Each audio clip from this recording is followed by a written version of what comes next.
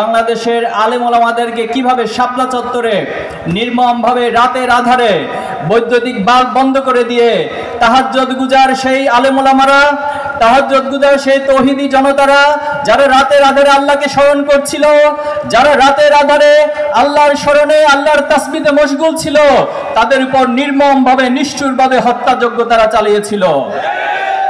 আমরা দেখেছি বাংলাদেশের দেশপ্রেমিক যারা এই বাংলাদেশকে আধিপত্যবাদের বিরুদ্ধে অবস্থান নিয়ে বিশ্বের বুকে মাথা উঁচু করে দাঁড়ানোর জন্য, বাংলাদেশকে গড়ার জন্য স্বপ্ন দেখেছিল, জামাত ইসলামের সেই নেতৃবৃন্দকে তারা জুডিশিয়াল কিলিংয়ের মাধ্যমে হত্যা করেছিল।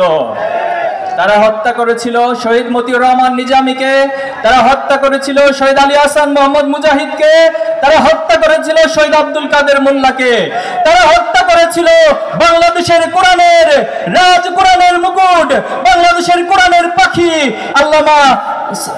আল্লামা দেলোয়ার হোসেন সাঈদীকে তারা হত্যা করেছিল। সেই দিনগুলোতে আমরা সেই নিষ্ঠুরতার সাক্ষী হয়েছিলাম। আমরা নীরবে নিবৃত্তে সেগুলোকে শুধু দেখে গিয়েছিলাম, কিন্তু আমরা আমাদের বুকের মধ্যে এক দ্রোহের আগুন জ্বালিয়েছিলাম। সেদিন আমরা শপথ নিয়েছিলাম, এই বাংলাদেশে যেভাবে করে নির্মমভাবে আলেম ওলামাদেরকে বিডিআর বিদ্রোহের নাম দিয়ে সেনা উপদেষ্টাদেরকে হত্যা করা হয়েছে, জামাত ইসলামের নেতৃবৃন্দকে হত্যা করা হয়েছে, আমরা এর প্রতিশোধ নিব বাংলাদেশকে একটি সুখী, সমৃদ্ধি এবং সমৃদ্ধ বাংলাদেশ গড়ার মধ্য দিয়ে।